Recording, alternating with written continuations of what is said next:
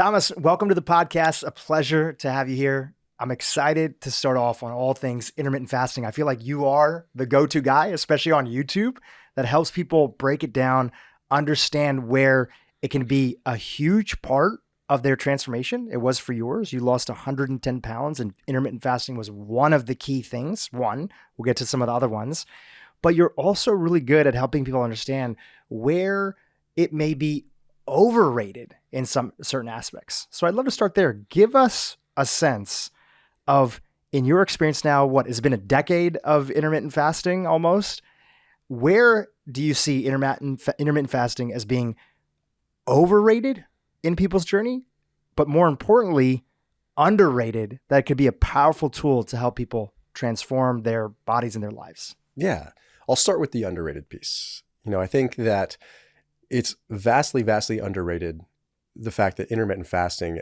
gives people an element of mastery with the control in their diet.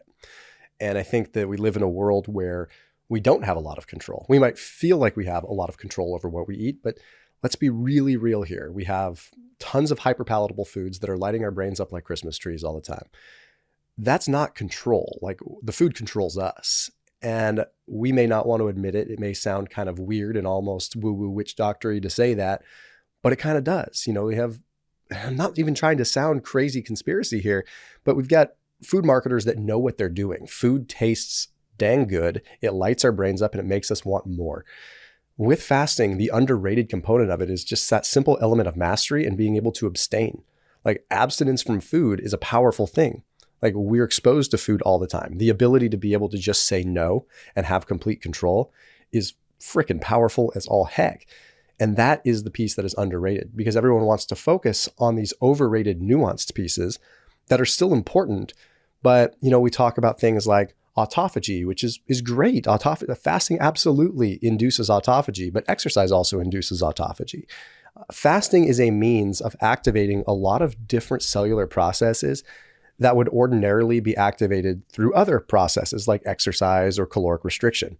It just works better for some people because their minds work that way. For example, I could have easily just restricted calories when I lost 110 pounds. No denying that could have worked. But did it mentally work for me? No, it didn't. I tried and I felt like a slave to food. I felt like a slave to the scale. I felt like a slave to tracking. It ruined my life. It was terrible. Whereas fasting gave me peace and gave me like a lot of flexibility. And it was still putting me in that same box. Was I accomplishing the same things that I would have accomplished with caloric restriction? Yeah, but arguably faster, arguably in a more defined way, arguably in a way that jived with my personality better. And so it's not to say that things like intermittent fasting don't induce these amazing things like autophagy. But what I'm trying to say is that to say that fasting is the only way that does that is also factually incorrect. It's just one of many ways to get there. And that's just one that I talk about a lot because I'm guilty of talking about autophagy and sort of embellishing how cool it is because it's to drive home a point of how cool this cellular process is. But a lot of people that try intermittent fasting are also people that are very overweight or metabolically dysfunctional and don't have the ability to really exercise with any intensity just yet. You mentioned a key word there, which was flexibility. And I've heard you say in previous interviews that the level of flexibility that you feel because you have intermittent fasting as a tool in your toolbox, like that's the number one benefit to you. What's an example of that flexibility that shows up on a daily or weekly basis that allows for more freedom in your life? Yeah, maybe I want to have a chicken nugget with my kids, not from, McDonald's or anything, but maybe like, gluten-free chicken nugget or something, right? Like maybe I want to be able to have some flexibility. Maybe I want to go have some ice cream with my kids now and then, let them be kids and not have dad be a robot, right? Maybe I want them to experience food in a way where they can establish control and establish their own boundaries. And if I am constantly having my guard up and not touching these foods, I'm risking giving my kids eating disorders, right? So I need to make sure that they can experience foods themselves and see dad experience these foods, but also see dad put up the guardrails when he needs to put up the guardrails and get his life on track. But also being able to just enjoy food. I'm a foodie, like I am. I always have been. Hence I was 300 pounds before. I clearly like food. There's no denying that. So being able to enjoy food, but being able to have a strong understanding of when it's time to stop, but have a very clear black and white picture of, okay, I'm eating now, I'm not eating now. And when I first went through my weight loss journey, like the first couple of months when I lost like 50 pounds in the first 3.5 months or so. That was all being very flexible. That was just with intermittent fasting, still eating the foods that I liked, but just putting them into a compressed eating window. So yeah, I was probably restricting calories, but dude, I was still able to eat pizza. I was still able to eat burgers. I was still able to eat the foods that I wanted to. I just was eating a significantly less amount of them. I'd love to pivot to overrated, but also based off of your life experiences. After having done intermittent fasting and it being a part of your life now, and we'll talk about how you go about it now compared to previously, what have you found that you modified it, or maybe you changed your mind or your recommendations on your YouTube page? A lot of people watch your videos, that like your thinking evolved over a period of time based on some of the more overrated factors of intermittent fasting. Yeah. I mean, for one, just diving more into research too, and seeing more and more and more and understanding the nuance. But what really started to get me to say, okay, I need to take a look at this, is how things started to change after I lost weight. Because intermittent fasting works super, super, super well when you are at a metabolic disadvantage, when you are metabolically unhealthy, when you have mitochondrial dysfunction, when your energy systems aren't working well, when you're overweight, when you have metabolic syndrome, syndrome X. Like there's no denying that, and the research is very clear. But once I got to a point where, okay, well, now I'm maintaining weight, things are different. If I fast too much, it's actually not good for me. I'm trying to just maintain now. I don't have any more to really lose. I'm trying to just stay lean. So I need to pivot my way of thinking while also making sure that when I'm talking to my audience, I'm understanding that I have, a split demographic of people that are already lean and people that are just coming to my channel that are like, man, I'm looking for help. So I have to make sure that I navigate that very, very carefully to not discourage people. And a perfect example is I used to fast every day. I used to fast every day because I thought that was the way to do it, because it just made sense. I was skipping breakfast. It worked. It got the weight off of me. But if I did that now at my current body weight, I think that it would probably be problematic. So like I've adjusted my fasting to be more 3 days a week per se, and maybe increase the length of my fast so it's more of a shock. Also just seeing as intermittent fasting grew in popularity again over the last, 5-6 years ago when it really started the hockey stick up again. Of course, you've got social media, so you've got influencers that hop on the bandwagon and they start talking about it, but they're maybe embellishing things that maybe shouldn't be embellished. And it was starting to give the intermittent fasting crowd a bad name. And that was frustrating for me because I'm someone that I literally owe my life to intermittent fasting. I don't know if I would be here today if it wasn't for it, because I was so unhealthy. So that was frustrating to me to see, guys, I know you're excited about intermittent fasting, but you got to check yourself a little bit with some of the claims you're making, because it's those claims that are triggering so many people to come and attack intermittent fasting that have really big audiences. And now you're going to completely squelch the benefits of it, because people are going to listen to the people that are squelching intermittent fasting versus the people that are really getting benefit from it. So I'm like, you know what? I need to be the guy that actually splits the lane here. I need to be the guy that helps people understand that, yes, you know what? It's okay to get on your high horse about fasting. It's okay, but you gotta be real. We can't just say it's magic all the time, even though it feels like it is. It felt like magic to me, and I'm guilty of probably shouting from the rooftops like it was magic, because dude, this was the only thing that worked for me. So, I get that, but it was at that point where I'm like, I need to start putting some bumpers up on how I talk about it. You made a really great video recently talking about how do you know if fasting is working? Like what should you be measuring? Mm-hmm. What should you be looking at? And for the person that's listening today, where they have a significant amount of weight that they want to make a shift on, they want to improve their body composition, right? Because you talked about the different camps. For simplicity purposes, let's say that's one camp. And then we'll get to the other camp, which is people who already have some sense of being lean, and they may not want to lose muscle mass and other areas. We'll talk about them in a second. So for the person who has a significant amount of weight that they want to shift, they want to improve their body composition, what are some of the things they should be looking at, maybe taking inspiration from that video that you made, to know if intermittent fasting is actually working for them and they're making progress? Yeah. The obvious one is, people are first going to think about their weight, right? Is weight working? Is weight dropping? Is things like that? Yeah. And that's a very valid thing to look at, of course. But there's a lot of other components there. Just because someone's losing weight doesn't mean you're losing the right kind of weight. So for one, it also doesn't mean that you're healthy. It could just mean that you're losing muscle mass and you're not losing fat, right? So I try to look at a lot of things.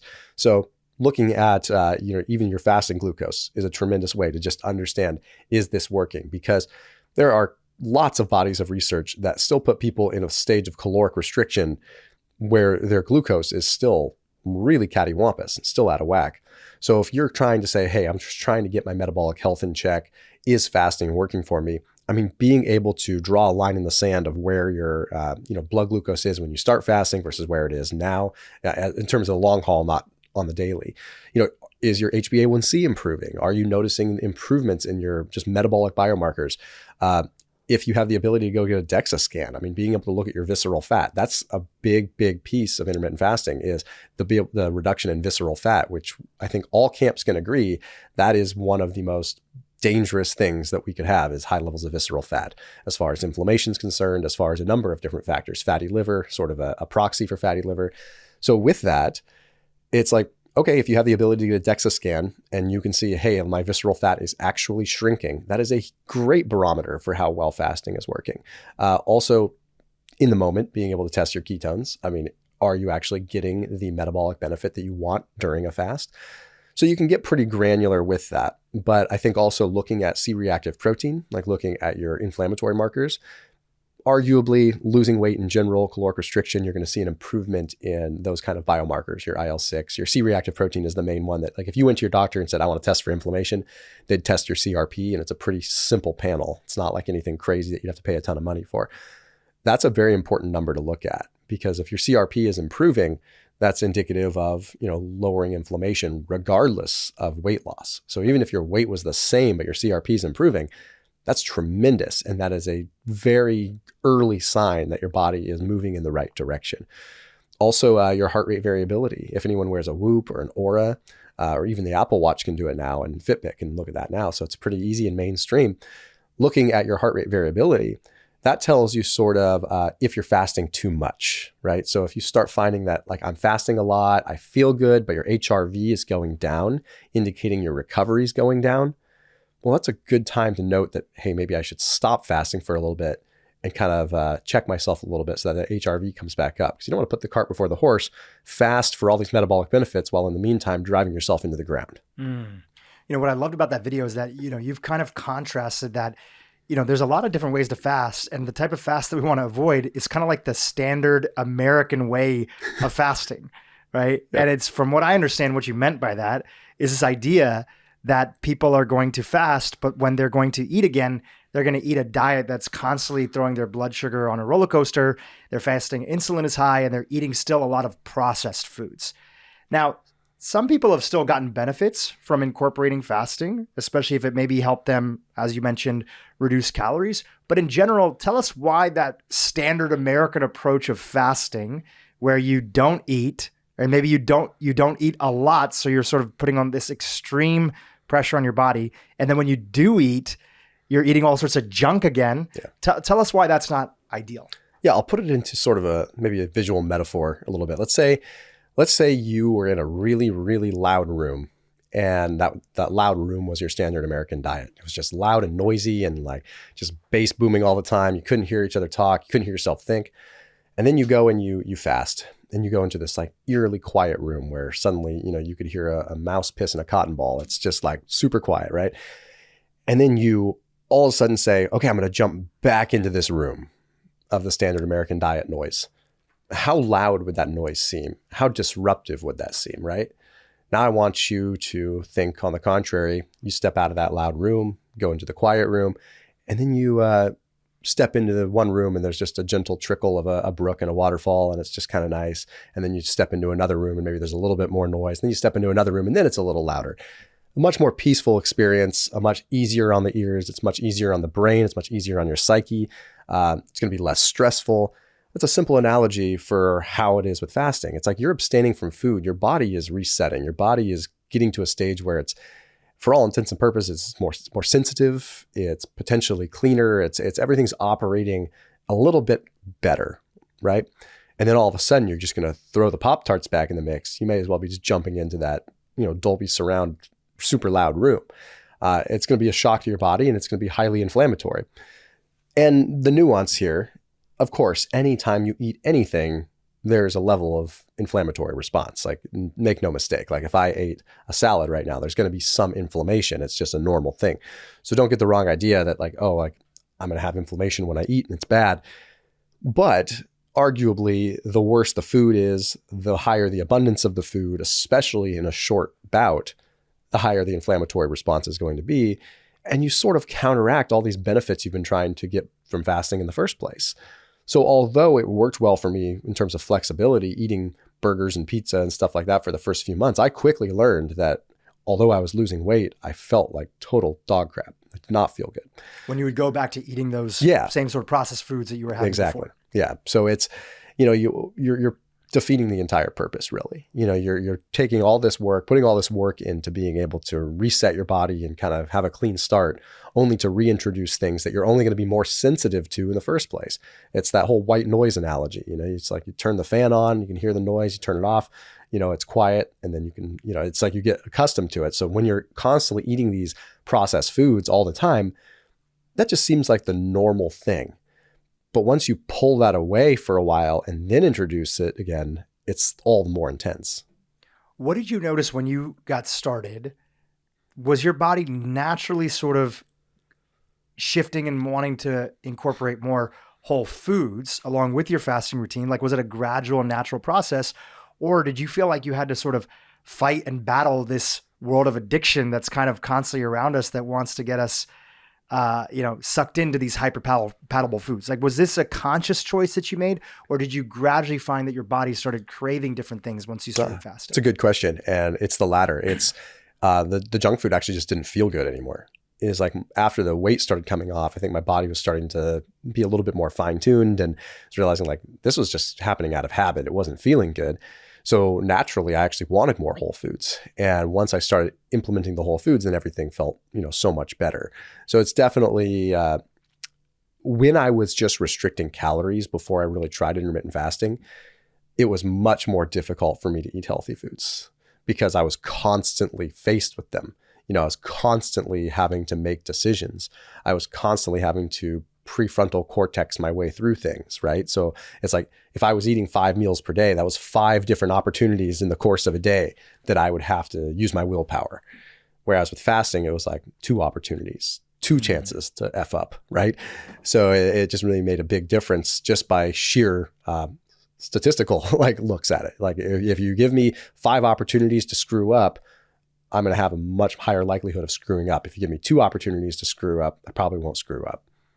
Yeah, it's really interesting, and I feel like you do this well with your videos. This is something that I feel that the traditional world of energy balance, and for those that are listening, it's like the traditional world of it's all about calories in and it's all about calories out. Not else matters, and it's just about energy balance, and that's how we're going to keep people healthy and keep weight off. And of course, there are some truths to that. We'll chat about that in a second, but that world, when they look at fasting, I feel like one of the biggest things they miss is that component that processed food, especially ultra processed food, is so hyper palatable that if you're trying to just restrict calories in itself, it's actually like it's like hijacked your brain and you feel like you have zero control. And that's probably what you're referring to when you felt like nothing was working when you were following the traditional advice. Is that right? Yeah, totally, man. And I talk about this to this day, and it kind of frustrates me because I absolutely understand thermodynamics. I'm not an idiot. I can look at that. I understand the math. I understand the physics of it. Like I understand that energy balance is such an important piece, but I also feel like there's this big piece that's missing. Like clearly telling people to eat less and move more is not working. Like clearly, because obesity is only increasing, and that message has only gotten louder and louder and louder. And for some reason, that crowd wants to make it sound like it's the fasting groups and the low carb groups that are ruining everything because we're the ones confusing people. I don't think that's the case. I think that just it's a problem with all of us. It's not just the low carb or the fasting community like making crazy claims that are causing people to not have success. It's also the evidence-based community that's causing the problems too. Because if you just tell someone to move more and eat less and listen to their body, like, I'm sorry, but we don't have control anymore. Like, we can't just listen to our bodies, especially when you have someone in the fitness industry telling you that. Someone in the fitness industry that has a lifetime of coping mechanisms to make sure that they live their life a certain way and look a certain way, whether that means that they have to log everything and track everything down to the T to become obsessive to look a certain way. It's easy coming out of the mouth of those people. But when you've been overweight before and you've seen other people struggle, it kind of pisses you off because you're like, no, I've tried that. And I'm not saying that reducing calories doesn't work, but I'm saying that if I simply just try to track everything, I am going to be at the mercy of every delicious thing that's on the grocery store shelf, and I'm not going to win. Because not everyone has the willpower that every person in the fitness industry does. You know, those people are outliers, and they should be talking to other outliers. Does that make sense? It totally makes sense. Yeah. When you decided that you were going to try fasting on and that it was going to be a potential solution for you to help significantly reduce your weight. I think at that time you had become 110 pounds overweight about, and a little bit of your story, which I found really fascinating, is that you were a skinny kid in high school, right? And then you decided later in high school, if I got correct, you wanted to bulk up. So you got into fitness and you started eating more. Your mom was really into like running and you wanted to be like your mom and you have got a close relationship. So you started getting very active. And along with that activity, your caloric intake went up to match the level of fuel that you needed to support that level of activity. And then life happening, stress factors, other stuff. I want to talk about stress because you talk so much about stress being the biggest factor that kind of shifted things in your journey. And now all of a sudden your consumption is really high and your activity level is changing and you have all this stress and now you're gaining weight. Is that an accurate understanding of the story? That's perfect. Yep. So then at a certain point in time, you are now carrying all this excess weight and you're feeling like, okay, I need to give something a shot. So how did intermittent fasting even first make it onto your radar as a possible solution to incorporate? Yeah. I mean, the industry that I was in sort of a like biotech sales really. So I worked with a lot of physicians. We had a lot of medical advisors in the company that I was with. And I was pretty good friends with them anyway, just because we were, associates in work. And they knew me when I was overweight and they never really pushed any agenda on me. I mean, occasionally a comment would be made that like, it was kind of ironic that, the world that we were in and I was here, I was overweight. But ultimately, when I finally did decide that it was time to lose weight, there were a couple of different instances where a couple of the docs that I knew were just kind of casual about, hey, like we've had good success with some of our patients that have been, doing this intermittent fasting thing. And, it might work really well for you. So it was really just like a casual, like, hey, you should try this from some people that I trusted. And really, I never looked back. So it wasn't like I was scouring the internet looking for the right kind of thing. It was more so like I knew what I needed to do as far as eating less, but it was just very difficult for me in the environment that I was in. High stress commission only work where I was just like, if I didn't perform, I didn't get paid. That was just difficult for me to also try to keep track of how much I was eating, try to like exercise more, try to do all these different things.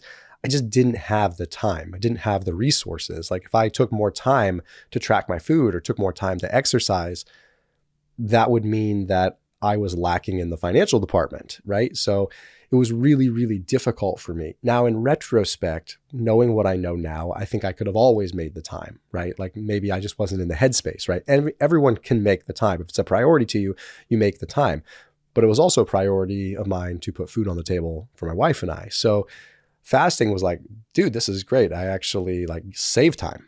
Like I'm actually not eating. I'm not worrying about eating. So I didn't really have to exercise a whole lot in the first like month or so. And then I started kind of running again and, doing other things. But yeah, I mean, that's how it ended up on my radar. And when you first decided to take it on, and I think a lot of people are in this position, was there enough clarity at the time where you were like, okay, here's how I'm going to approach intermittent fasting? Like, how did you decide which version of fasting to take on? And what did you start off with? And is that the version that you kept up in the process of body composition change? Yeah, actually, the funny thing is like I did like one simple fast where I like didn't eat breakfast, and I was like, this is easy. And then like 3 days later, I just decided to not eat for 2 days, and I was just like, I'm just gonna do a 2-day fast. And I don't remember how much weight I lost, but it was super successful, and I felt great. And I was just like, oh, cool, this is awesome.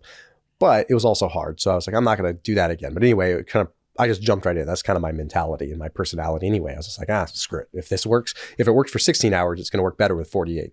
And it did, but it's not something that I would say I'm going to do like 2 48-hour fasts a week or something. So then I jumped into the conventional 16-8. And I did that for like a good 6 months or so before I really started kind of lengthening my fasts and playing around with different things. So just for people who are following along, that means you're not eating for 16 hours. Yes. And then you have an 8-hour eating window. Correct. Yeah. And in that 8-hour eating window, what were you finding? Again, it changed over a period of time. You started off with this sort of standard American fasting where you were still going back and eating some of the processed foods that were there. But once you got into a good routine, what were the tips and tricks that you found to make that sustainable for you, specifically during the time that you were eating, so that the time that you weren't eating was a lot easier to end up? So one of them was obviously shifting towards whole foods. Yep. Was there anything else? Would you have your bigger meal in the morning or in the evening? Like, what were you doing that you found was helpful for you? I didn't start manipulating timing a whole lot until I was a couple of years in, until I really kind of started understanding things more. One of the things that, as some people like it, some people don't, but 6-7 months in after I was kind of starting to implement more whole foods is when I added keto into the mix too. And was a huge game changer for me because especially at the time, 11 years ago or so, there weren't super delicious keto treats everywhere. Right. So for me, I was doing keto before the keto wave came along. And that just by default meant that I was eating pretty wholesome foods. Like keto at that point, I was basically eating meat, cheese, coconut oil, and avocados. It was pretty hard to go off the rails with that. And once I did that, it was like, I'm never turning back. I was like, this is the way I want to live for the rest of my life. Obviously things have changed now that I'm, at my set weight and I don't necessarily feel like I need to do keto all the time. I feel like I can dance around with different things. But the point is like, I felt so dang amazing that there was like no cravings whatsoever. It was really, really crazy. But by and large, the ways that I controlled my eating period, I would typically break my fast with something really light. And I didn't always do that. But I realized that I was always getting bloated whenever I would break my fast and eat something big. I used to kind of like break my fast and I used to either like have like a Chick-fil-A or, something, right? Or like, it was like I was still eating crap when I was first starting. And that was a terrible disaster. And then a few months in, then I would just sort of like make my own food. Maybe I would make, pasta or whatever. didn't really know what I was doing. And then as time went on and I started adding the whole foods in, I was realizing, well, wait a minute. If I have like a salad right when I break my fast, I feel kind of bloated. And then I was realizing like, okay, if I have fiber right when I break my fast, I feel bloated. Maybe I need to kind of figure out the system here. So I started figuring out that if I just had a little bit of lean protein, I would control my cravings. I would feel satiated right when I broke my fast. And it would give me this massive element of control over the rest of my eating period. Whereas if I had something high in starch and high in carbohydrates right when I broke my fast, I would feel like I would have to be battling these blood sugar roller coasters the rest of the eating period. And it was like a struggle. And I was actually looking forward to the next day of fasting because I didn't have to deal with the struggle anymore. Because it was actually like, it was turmoil. It was like 8 hours of hell trying to like combat these cravings. Then I realized, if I just have like a 6 or 7 ounce chicken breast or even a protein shake right when I break my fast, I'm not craving crazy amounts of things. So then I can have a lot more control. So the influence of sort of blood sugar and your knowledge around that played a huge role in how you actually felt and your ability to be compliant with fasting. Yes. And I had a knowledge of blood sugar stuff because when I was overweight, I became clinically diabetic in a short period of time. So, I had sort of the standard operating procedure sort of thing that they would give you and you get diagnosed with diabetes. I was 144 milligrams per deciliter. So I was definitely in the diabetic range. I made myself that pretty quick. So, I got the handbook, right? Like the little pamphlet the doctors give you and they say you're diabetic, not needing insulin yet, but needing to like kind of eat the special diet that they said, which was total baloney, by the way. It was just like, what were they telling you to eat? Brown rice instead of white rice. It's just like, which I don't have a problem with brown rice, but if you're diabetic, like you shouldn't be like saying add copious amounts of carbohydrate. It just doesn't make sense to me. It didn't make sense to me at the time either. So I did learn the ropes and I did have to kind of learn some of the research behind that. And I knew how to read a paper, just given the work that I was in. Like I knew how to read a research paper, even though that wasn't where my educational background was in. I had to learn. So the point is that, understanding the blood sugar piece made a big difference. I understood that, like, if I would spike and crash and all this, that I would probably get hungry. So now, after, now 3-point-something million on YouTube and people following you and practicing, what have you seen over the years of, again, for people who have excess weight, and then we'll get to the next category and group, do you recommend that the 16-8 is the best way for them to get introduced into intermittent fasting if they want to use it as a tool? I think for getting started, it's the easiest, lowest barrier to entry for people to get familiar with it and become comfortable with it. So I do think that if someone is like fresh off the street, never fasted before, never gone more than 10 or 12 hours without eating, they feel like their face is going to fall off if they fast longer than 12 hours, then yes, I think starting with 16 hours is a great place to start, because arguably the benefits don't really start kicking in until, 15, 16 hours anyway. But at least if they get to 16 hours, they prove to themselves that they can get to that point. And it doesn't take long before people do that and say, oh, I can go longer. Should I go longer? So although I don't think that we should be doing 16-8 every day for extended periods of time, and I can explain why, I do think that it's a great entry point for people. Yeah. Could you explain why? Yeah. At the risk of, you end up putting yourself in the same category as basic caloric restriction. Not saying that intermittent fasting is not caloric restriction, because it most likely is for most people. But even in a lot of studies where things are matched for calories between caloric restriction and intermittent fasting, a lot of times we end up seeing the intermittent fasting group eating the same amount of calories as caloric restriction group. That's maybe eating 3 square meals a day, 8 a.m., 2 p.m., 8 p.m. or something.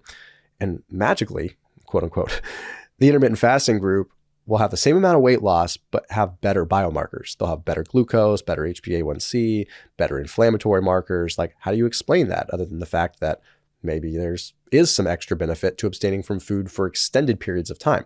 Not denying the fact that caloric restriction was still at play. It's just, how are you going about that caloric restriction? Intermittent caloric restriction throughout the day by having multiple meals, or caloric restriction in a big, nice bolus of not eating for 16 hours. Maybe that's activating more of the processes, right? Point is that if you just do that every single day, eventually your body gets accustomed to that and it becomes the norm. And then it's not really different anymore. Then fasting does need to be looked at with the lens of it being a hormetic stressor, which means that fasting probably works so well because it is such a shock to the system. It is so different. And it's so different from what most people do for the entirety of their lives that they get a lot of benefits, especially in the beginning. But you find that people that do 16-8 every single day for years, they feel great, they love it, but maybe their weight loss plateaus. So if it works for a lifestyle and you just enjoy how you feel, but you're not trying to do anything else, then by all means, don't change it. But if you've reached this plateau, which most people do, it's probably because your basal metabolic rate has adjusted, just because it does. Your metabolism is going to adjust to the amount of calories that you take in. And if you are doing 16-8 every day and just eating the same amount of calories roughly, but the only difference is you're skipping breakfast, your body's going to adjust to that. And the benefits of fasting start to kind of diminish. So I typically recommend, like, especially once you've been doing it for a while, shift it up to slightly longer fasts a little less frequently. Try doing an 18 or 20 hour fast 3 days per week. That's more like what I do these days. That way it remains a shock to my system. That way it remains the quote unquote stressor that I want it to be, where it doesn't become just the norm.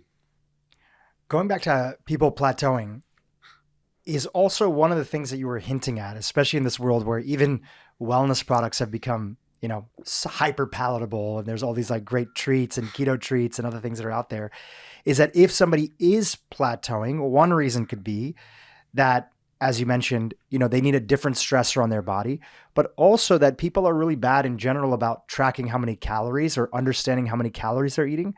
So that if somebody says, kind of like you were saying, hey, I've tried everything and intermittent fasting is the only thing that worked for me. There's also stories that I hear about, hey, I've been doing intermittent fasting and it worked great in the beginning and it kind of stopped working. Could one of the things that people have to look at be, hey, are you just still over consuming on calories even though you're practicing intermittent fasting? Yes, 1,000,000%. And that ends up being a lot of the issue. I usually say that's the first thing that people should look at. I mean, before trying to adjust anything else or play with fasting length and things like that, just take a minute and take a few days and log and just see. I mean, you don't have to do it for the rest of your life. I know it's unrealistic to track for a lot of people, but you can use an app for a little bit and just see where you are. And you might find that, well, shoot, I'm eating more with intermittent fasting than I am with, regular caloric restriction, especially when people start combining keto with fasting. Because as much as I love keto, we've got to remember that fats are very calorically dense and it's very easy to overeat on keto. And there's these misnomers out there that like, because you're doing keto, you're granted all this amnesty from calories. That is not the truth. Like it still matters. And fats store very easily as fat. Common kind of misconception is that fat burns fat. That's put out there as sort of a colloquialism, like eat fat to burn fat. And I understand where that's coming from. I've even said it myself, but that's not literal truth. Like fat doesn't burn fat. Fat stores as fat quite easily because it doesn't have to go through different enzymatic processes to store as adipose tissue. So when you take someone that's doing like a higher fat diet along with intermittent fasting and they've got a compressed eating window, like there's a good chance they're just adding in way too many calories, particularly as fat during that period of time. And next thing you know, they're like, oh shoot, I'm eating 3,500 calories. Yeah, no wonder you're gaining weight.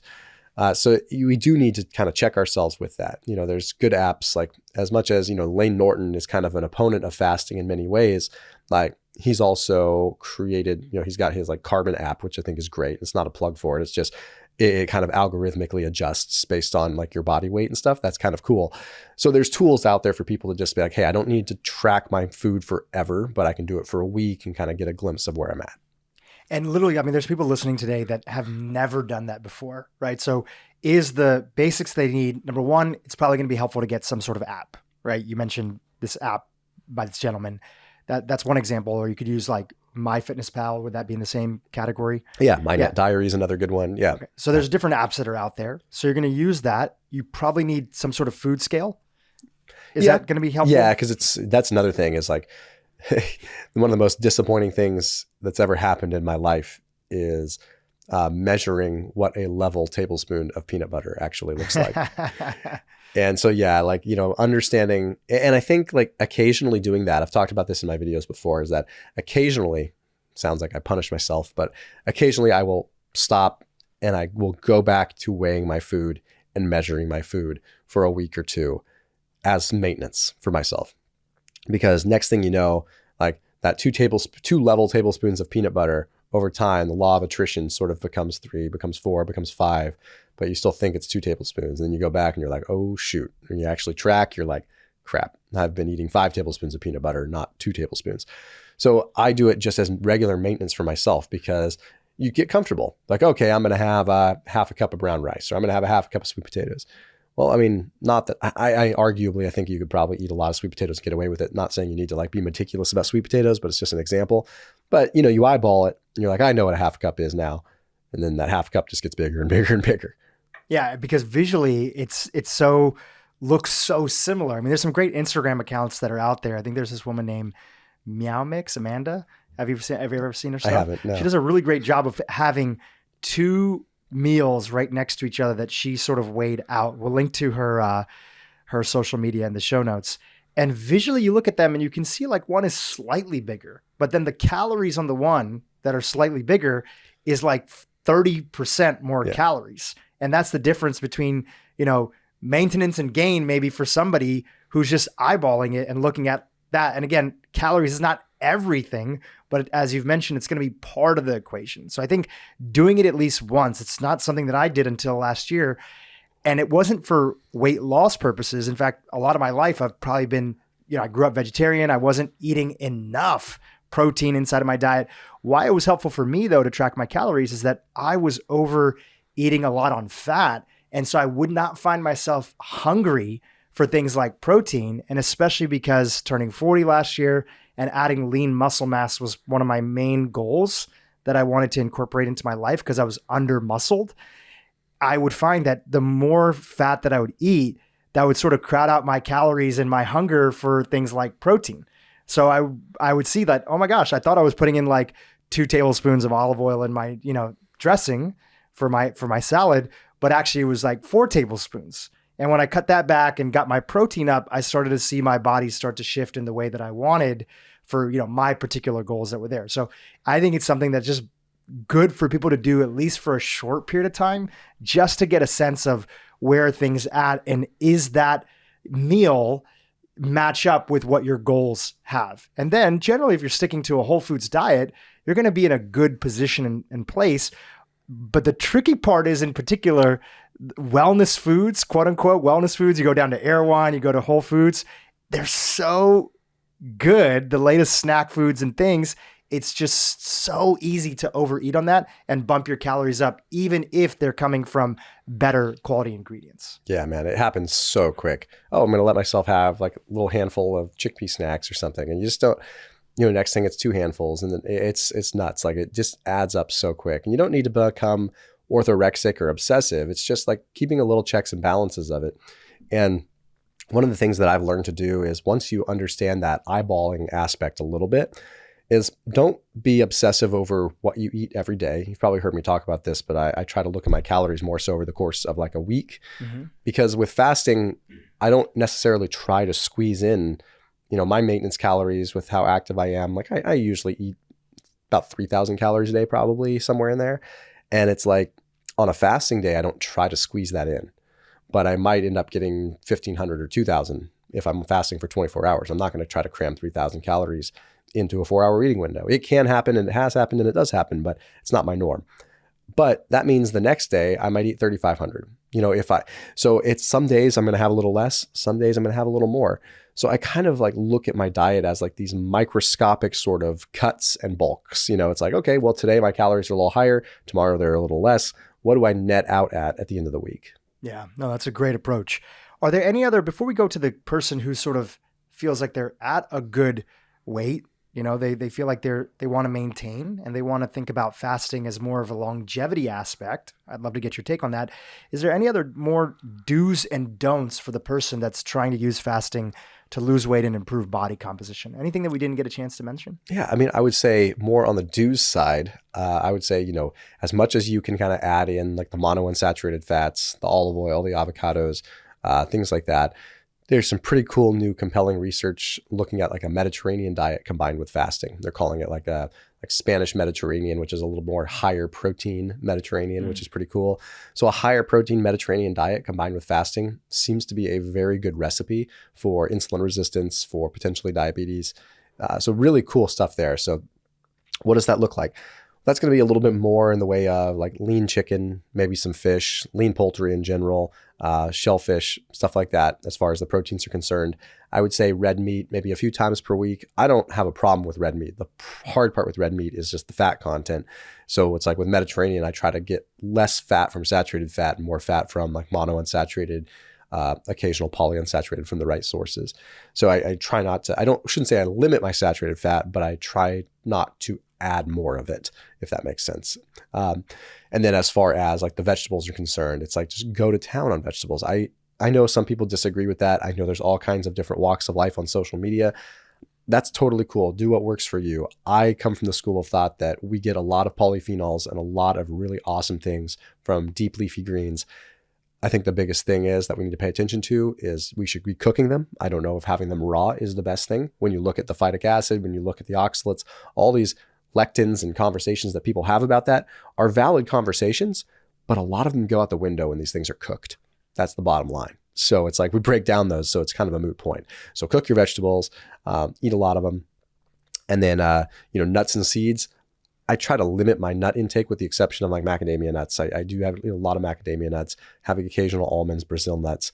I don't mind seeds. I like good seeds, like, straight up pumpkin seeds are delicious and good source of zinc and fiber. So that's kind of what a Mediterranean looks like, and really adding those fats in from the monounsaturated sources. So lots of olive oil. Olive oil's got so many tremendous benefits when it comes down to insulin sensitivity and whatnot. So is it going to help you burn fat more? Possibly, because you're able to. One of the things, just like you mentioned with that Instagram account, it's like if you take a look at 2 ribeye steaks, and they're the exact same equal weight. Well, one ribeye steak might have 200 more calories than the other ribeye steak, just simply by the marbling of fat that's different between the two. And that's what kind of sketches me out. It's not that I don't love a delicious ribeye. Like, I love a good, delicious ribeye, but it's really hard for me to ascertain the calorie count with it. So if I'm really trying to control things a little bit more, it makes more sense to have leaner meats.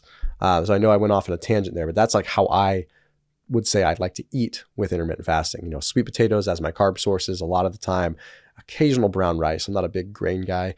Lots of fruit, mainly berries, things like that. So those are the kind of foods you should be adding into your intermittent fasting lifestyle. The things that I think you should avoid: I don't think you should ever break a fast with high amounts of carbohydrates. I don't think you should ever break a fast with high amounts of saturated fat. I think those are pretty hard on the gut. You might want to reconsider that. Opt just for the protein and then kind of go from there. I also think, as far as just try to keep track of, cutting off the food a little bit before bed, maybe a couple hours before bed. If you're skipping breakfast, it's easy to stack your calories really close to dinner, which can tremendously impact your sleep.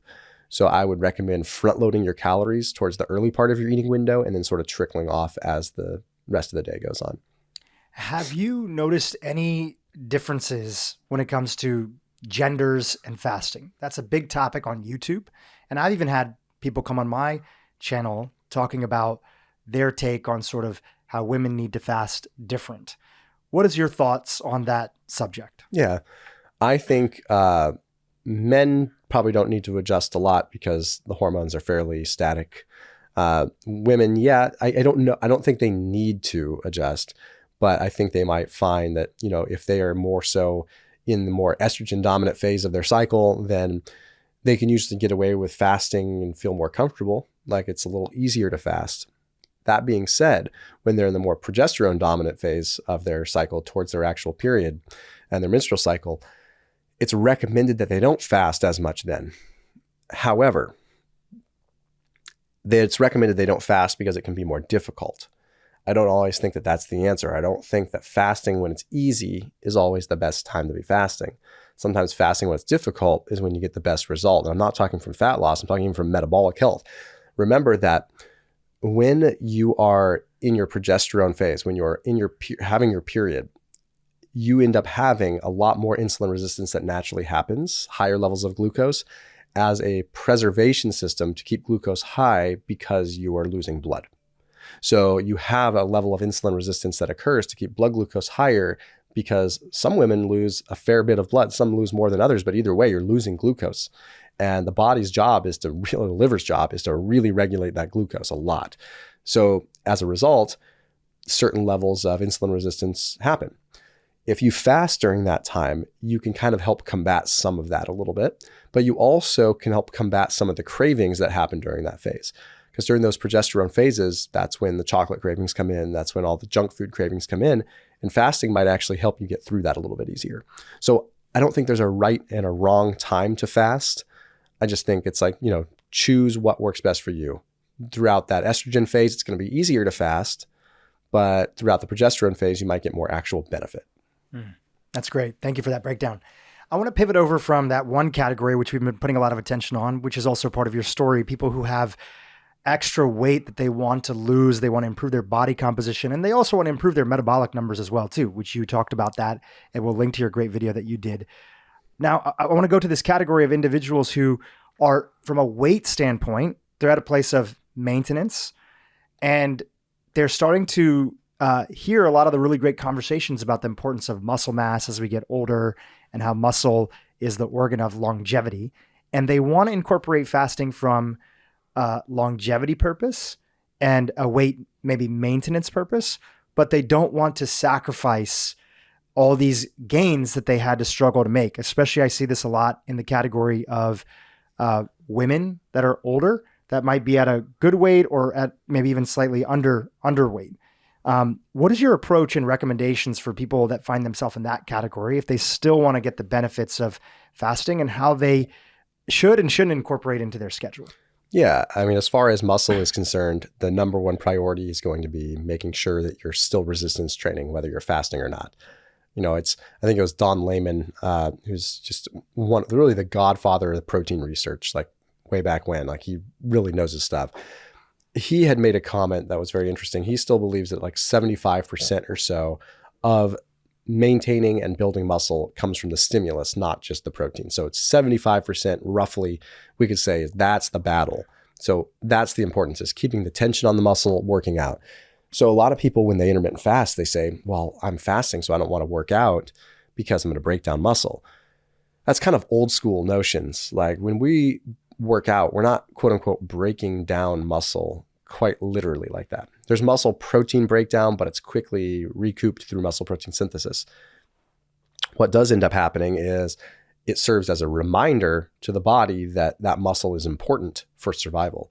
So if you've gone 16, 17 hours without food, your body is going to say, like, whatever's happening at that point in time is very critical for survival. Like if you're moving your muscles, your body's going to say, oh, shoot, clearly this is important. So these muscles are deemed relevant for survival.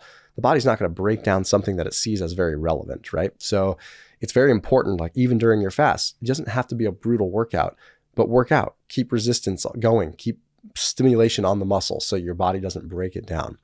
And then, of course, the other side of this is making sure you get adequate amounts of protein during your eating period. That's a very important thing, prioritizing it. Like if that means that you have to 86 the avocado, or that means you got to get rid of the carbohydrates in this particular meal to accommodate the protein, then so be it. That's the responsibility you take on, because if you want to maintain that muscle, you got to get the protein in. It's that simple. Anything that you see that throws, like, do you see in that category again of people who are sort of maintaining weight, or, you know, they don't want to like lose weight? That's not a primary goal of theirs. Are there, besides like just over fasting, do you see any other mistakes that they're making when it comes to intermittent fasting? Just as far as like for maintenance in general? Yeah, maintenance in general, where they're doing it primarily for longevity purposes. They might read this headline or see this person talking about it, or going back to your earlier conversation, they have seen some of these sensational claims that are out there by people that they look up to in the health industry. So they think naturally, like a lot of things, hey, this is good. Well, more is better. You know, let me incorporate more of it, right? Yeah. Yeah. I mean, I just had Peter Attia in my studio last week, and we were talking about this, where like some of the mistakes that people make is just that more is better. So they start doing a lot of prolonged fasting, which I think prolonged fasting has benefits for like telomeres and for, NAD and a number of different things as far as longevity is concerned. But sometimes we forget to look at the big picture. Sometimes we get so granular with like these cellular processes that we forget how important muscle mass is. So if you're doing extremely long fasts all the time, like Peter mentioned, he was doing like a 3 or 4 day fast once a month. That's a lot. And he realized, wait a minute, I'm actually losing muscle. And whatever cellular benefit that I might be getting from a mitochondrial standpoint is that being overridden by the fact that I'm losing so much muscle. Because a lot of the benefit we get from fasting from a longevity perspective anyway is from a mitochondrial angle. Like we benefit our mitochondria. We improve mitochondrial biogenesis. We create more mitochondria. We create our mitochondria to be stronger and more efficient. So they're better at creating energy with less stress and less exhaust, less reactive oxygen species, less oxidative stress, less inflammation. Okay, so that's all very, very important. And that's the whole reason we try to, from a longevity perspective. But we have to remember that the muscle is the biggest house of mitochondria. Like the more muscle mass you have, the more mitochondria you have. So in an effort to improve our mitochondria, if we're sacrificing the house in the first place, it's like saying like, right now I have a 50 bedroom house that's stacked full of mitochondria, but I'm going to reduce that down to a 10 bedroom house that can only hold so much mitochondria. However, that mitochondria is going to be 10% better. It's still better to have a 50 bedroom house with a ton of mitochondria that are operating at 90% capacity than a 10 bedroom house with 100% capacity. So we have to find that balance. Like, how much do we fast before we start losing muscle? And that's like that sweet spot seems to be for me like 24-hour fasts occasionally, 24-hour fast every couple of weeks or something like that, in addition to what I'm already doing. Do the occasional longer fast because they have their benefit, but not at the mercy of my muscle. Yeah. And it goes back to that idea that you were sharing previously, which is that you're also not going to get the best results if you're not incorporating some aspect of strength training on a regular basis. What is your recommendation when it comes to telling your audience about exercise and then also strength training as a component? What is the minimum viable dose that people should be incorporating? Yeah, I'd say absolute bare minimum is 2 days a week. Like 2 days a week. That's like 2 days a week of full body resistance training is like bare minimum. I think 3 is gold standard. I think when you get into 4, you're starting to get into like, recreational territory where you're like more like, okay, I'm trying to get more body composition benefit and things like that. 3 is like the gold standard for health, like being 3 full body workouts where you're hitting, 2 to 3 sets per body part each time you go into the gym. I'm going to go in, I'm going to do 2 or 3 sets of squats. Then I'm going to do 2 or 3 sets of deadlifts. Then I'm going to go do 2 or 3 sets of bench press, like just touching every body part 3 times per week, not so much to the point where you're crippling yourself, but enough to where you're stimulating. You've been working out since you were in high school. For a lot of people, they're just getting that sort of message now, and they might find themselves in their 40s, 50s, 60s, 70s. What is the best place for people to get started if they're thinking about like, okay, I'm hearing all this great information about strength training, just like I got convinced about fasting being a really powerful tool. Is there a way that you found for your subscribers, the people that are following you, that are looking to get started? Have you found better ways? Because it's tough for people who haven't done it before, and it's intimidating for a lot of them, and they're looking for, how do I, what are some of the beginning first steps that I could be taking? Yeah, I think the biggest step that people can make is, if you just focus on compound movements, it takes a lot of the just confusion out of everything. What I mean by that is big multi-joint movements, squats, simple deadlifts, shoulder press, bench press, things where you're moving at more than one articulation. You're not just sitting there doing bicep curls, which granted, that's better than not doing them at all. But I think that people that are just getting started, just being able to move the full body as much as possible, it gets you the most bang for the buck. And it's the lowest barrier to entry, and it's the least equipment barrier. I think that my world would have been totally different if I had like a home gym when I was maybe overweight before, because once I became overweight, it was a huge hurdle for me to go to a gym. Like I was pretty embarrassed, right? Especially being someone that worked out in high school and then took some time off. Going back to the gym, like it sucked. Like I didn't like it. I felt like people were looking at me. It just kind of sucks. I know a lot of people feel that way, and that's a really important thing. But the other side of that equation is that if people have a home gym, we know what that looks like a lot of times. It ends up, that stationary bike becomes a coat hanger or a place to hang your clothes. And so that becomes a problem too. So you really have to analyze like what motivates you and what demotivates you. Are you motivated by going to a gym, or is that an encumbrance to your day? Because I'll tell you, you can get by with a set of adjustable dumbbells just fine. Like you can do goblet squats where you hold a dumbbell up at your chest, and just squat up and down.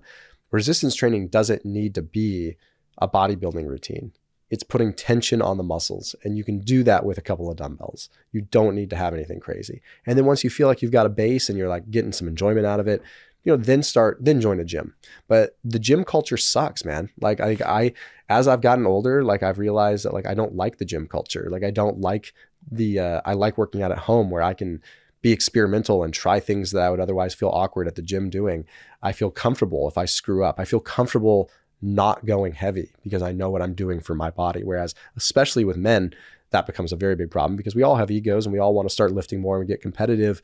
Even if we're not trying to be bodybuilders, it's just that ego takes over.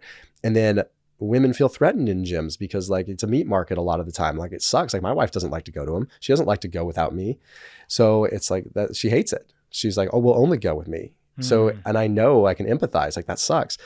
So I think that's such a bummer that exists. And then classes are intimidating. Like I still to this day don't like going to classes because I'm such like a results oriented person that I like get depressed if I don't win.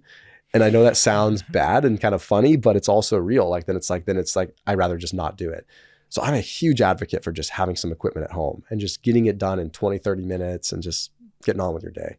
Yeah. And especially if you're new to it, finding maybe some sort of virtual coach or something that could work with you. I found that was very helpful for me. Like I didn't even know where to begin in the process. And I started with, at that time, working with a different group now, but I started with this, no formal relationship with them or anything, but I just did these TB12 workouts, Tom Brady's, band resistant workouts. And they had these virtual coaches. And that was really helpful because I was like, okay, should I do this? Should I do this? Should I do that? Should I look up a YouTube workout and do it that way? And I didn't grow up, I played sports, soccer, tennis, things like that, but I wasn't going to the gym on a regular basis. So even some pointers took a lot of the pressure off of like, okay, I don't know what to do here. And that was helpful enough for me to get started on my journey. Totally, man. Yeah, it works well. I mean, just having the accountability too. When I first reached out to you, I'd been following your work for some time, and I said, I'd love to have you on the podcast. One of the things that I linked to that I wanted to talk about was, the headlines when it comes to fasting can swing from one extreme to another. And there was a study that I sent you that came out recently. This is a few months ago now since I, first reached out, but it was talking about how, I don't remember exactly, but it was like fasting. There was no benefit for fasting. We were chatting about it earlier. Do you remember which one it was? Yeah, can't remember where it was published, but yeah, it was basically saying that intermittent fasting has no additional benefit, over caloric restriction or something like that. It was something like basically there's no, but the way that they, do you need to pause or is that okay? No, you can keep going. But the premise of the study was fairly even keeled. It was how it was sensationalized and the multiple media outlets that took it over that sensationalized the headlines to literally say things like intermittent fasting has no benefit. Yeah, and they were saying, just to make it clear, they were saying for the group that did intermittent fasting versus the group that just did calorie restriction, the headlines were intermittent fasting does not make a difference when it comes to weight loss. Yep. Right. Yep. And I sent it to you because I even think I saw a video that you had made at that time period, and this would be a great thing to discuss.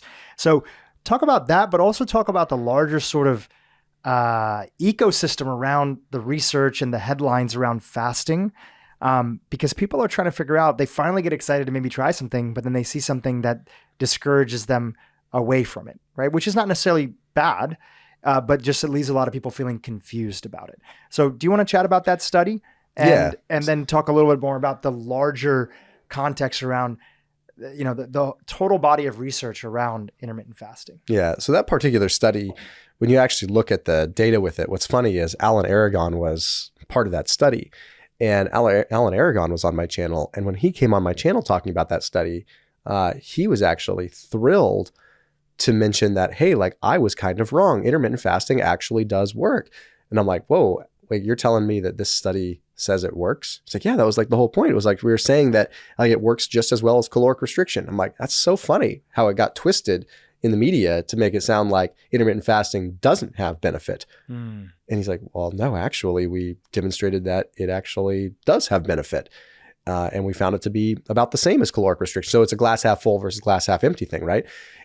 Essentially, the study was actually kind of unbiased. The study itself wasn't too bad.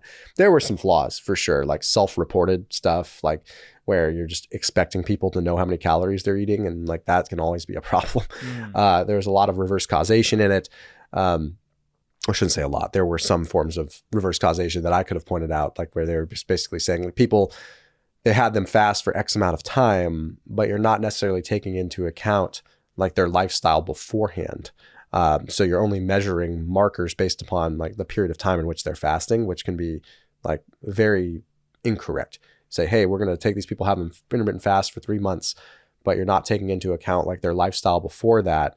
And like then taking a snapshot of their biomarkers and saying that this, but what the main part of the study was like a big systematic review where they were just looking at multiple studies. And the biggest problem with that is that they deemed intermittent fasting as 12 hours. And that was the biggest glaring problem, was they were trying to say like, oh, well, there's no benefit to intermittent fasting versus caloric restriction, which again, even if that was what the headline said, I'd be fine with that because, then I think people can ascertain their own result there. They can say like, oh, cool. Well, it's not better. It's not worse. I choose fasting. Then it's like even. It's like, hey man, here's 2 options that are totally viable, that work perfectly well. Choose the one that's more alluring to you. Okay, I'll choose fasting because I like it. But instead it gets twisted around, right? So, but, what they said is that this is not, they said 12 hours is intermittent fasting. So they're like, looked at people that were eating 12-hour eating window, 12-hour fasting window. I'm like, that's not fasting. That's like normal life for a lot of people. Like a lot of people stop eating at 7 and then don't eat again until 7. Like that's not fasting. If we're going to address fasting and we're going to actually break this down, we need to look at actual fasting. So what it appears is that studies were gathered to kind of compile a narrative that possibly wanted to be construed to level the playing field, or it was just I don't know, just being completely naive, right? So I don't think the study, I want to believe that the study didn't have any malintent, but where the malintent comes in is just the tribalism within the diet communities and social media and the media outlets, and I can't pick sides either, because that same study was published out on Fox, it was published out on CNN, it was published out on CNBC. So it doesn't matter what side of the political spectrum you're on. They were all guilty of sensationalizing that title to make it sound like fasting doesn't work. And I think they saw that this gets a lot of clicks, and that's the problem. And then social media, we just have tribalism. We just have diet camps where you have one side that hates fasting, one side that likes fasting. And instead of thoughtfully acknowledging that there's benefits to both things, they just attack each other. So to get the click, they say, these stupid, crazy fasters, like, we knew they were bogus. We knew they were all wrong. Let's get some clicks by creating content that surrounds this. And it's the most frustrating thing, because the only people that lose are good people that are just trying to get started, just trying to get healthy. What would you see, what kind of study would you like to see done in the fasting space to really sort of drive home a lot of the anecdotal experiences, your own experience, and all the mechanistic actions that you've seen in other studies? Like, is there a type of study that you'd love to see done in the future? Yeah. I mean, in the ideal world, being able to do a longer term metabolic ward study, but you can't do that. That's not humane. That's not ethical. You can't put humans in a metabolic ward for 10 years, So that's what's really tough, is you can only look at rodent model stuff for that. So, and that's the ideal situation, is to be able to let's match for calories and let's, do that, but that's clearly not going to work. So, the next best thing is I do think that we need to craft these studies a little bit better, because systematic reviews are great and meta-analyses are great, but then you're at the mercy of all these different flaws within each of these studies. And then you're just compiling just a lot of data, and you're just left with a mess. So I do think that if we were able to accurately match for calories, but accurately adjust for BMI. So what I mean by that is, a lot of these studies that look at fasting and look at caloric restriction, they don't always adjust for BMI. They don't adjust for lean body mass. They don't adjust for fat mass. So they look at weight loss. But we need to be looking at lean body mass, but we need to also be looking at inflammation. We need to also be looking at HbA1c. We need to be looking at glucose.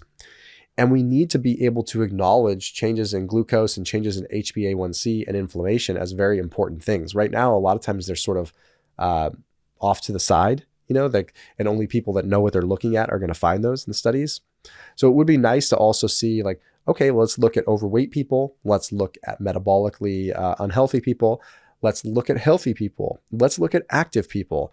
And maybe we should be dividing these results into different cohorts, because intermittent fasting is tremendously advantageous for people that are overweight and metabolically unhealthy. But maybe it's not as effective for people that are already lean. And if we had that nuance there, I think people would have a lot more respect for what's coming out with these papers. Be like, oh, well, you're not trying to group lean results into overweight results. You keep them separate, if that makes sense. Totally makes sense. Now, for the person who's listening today that is not the person that's going through all the papers like you and your team are there any guidance that you want to give them about some of the more sensational claims that are out there with fasting, so that they could be a better student of sort of being, having their skeptical hat on, of understanding that middle ground that you try to highlight, which is hey, intermittent fasting can be a powerful tool in the toolbox, and it doesn't mean that it's this magic bullet for everything. So are there any sorts of claims that you've seen out there that you want to highlight that, you might want to get people to put their slightly more skeptical hat on and say, hey, until we have more evidence, be wary of people saying that intermittent fasting can do X, Y, or Z? Yeah, I think anyone that says that fasting is magically going to make you live longer, I think you should be skeptical of that. I think that indirectly it might, through caloric restriction, through lots of things, but that's one that gets touted all the time. Okay. The other piece is you got to be careful with, there is some evidence with fasting and cancer, but we also have to be really careful with how that content goes out there. And with that, I recommend turning to people that kind of know what they're talking about, the Valter Longos, the people like that really know that. I wouldn't listen to an influencer ever when it comes to cancer talk, unless they are credentialed in that field. I just think that cancer specifically, like, because there are cancers that grow and thrive glycolytically, but there's also cancers that thrive on lipids. So there's a lot of, like, I know the keto community will be like, well, the answer to solving cancer is cutting out carbs. That's not true, because there are some fats that fuel cancers, and cancer is a very complex thing. So when you look at fasting and cancer, like, you just have to make sure the content you're looking at it is looking at both sides. So just be very wary there. It doesn't mean that you don't trust it, but just look at it with a lot of scrutiny and ask questions. The other piece is, like, when you're looking at this kind of content, like, don't be afraid to ask questions, challenge in a respectful way. If people get defensive based upon your challenging, it's usually a sign that, maybe they're not confident in what they're actually putting out there, which, you got to be careful with. Also, like, anyone that's talking about, it's tough because autophagy is important, but we have to also respect that, like I said in the very beginning of this podcast, it comes from different avenues too. So if people try to sell you that fasting is the only way to get autophagy and that's this magical thing, that's a flat out lie, because it's happening all the time, just at different degrees. Also, with fasting, anyone that's kind of taking this stance that it's a secret, right? It's the best thing. Like, those are the kind of words you always want to look out for. It's like, okay, secret, or anything like that, because it's not. That implies that they're starting to go down this rabbit hole of this is the only way. And I think, it's, the claims have chilled out a lot. Like, they haven't been as bad as they were. Like, we used to see them all the time, like, literally, like, titles like The Magic of Fasting and things like that. So I think as long as you find content that has nuance and looks at both sides, it's going to be okay. But that being said, you do feel like it was, I won't say magic, but it was like you also are trying to make sure that people understand, like, this was a crazy powerful tool. And I think that you've done a pretty good job at doing both. Like, hey, be wary of this, but also, like, I don't want to have you be so wary that you don't understand that fasting can be a really powerful tool for you. Yeah, insanely powerful. And I think the operative word there is tool. Like, I think if you can understand that this is a tool that you apply, and you can have multiple tools in your toolbox, and that's totally okay. And we need to stop this way of thinking that you can only have one way of doing things. And we also have to stop this way of, like, being afraid of detail and multiple tools. I did a video a while back that broke this down and was like, if I gave you a toolbox and it had 1 million tools in it, or it had 500 tools in it, you would be paralyzed because you wouldn't know what tool to use. But if I gave you a toolbox that had 500 tools and I said, here's a toolbox with 500 tools, but these 5 tools are the ones that you should use the most, then all these other tools will have ancillary purposes later on, and it's good to know them all. So it's like, if I gave you a toolbox and you had a hammer, a saw, and a drill, sure, you could probably start to build a house. But when you start needing to do the electrical, you're going to need some wire strippers. You're going to need some wire. You're going to need some pliers. You're going to start needing these other little tools that actually build the entire house. So although the big fundamental things like caloric restriction and understanding energy balance are probably the hammer, the nails, and the saw and the drill, you can't build the entire house without having the detail. So we have one side that tells us you need to not be posting so much detail because it's just confusing people. No, it's okay to have tools in your toolbox. You just need to know when you use those specific tools.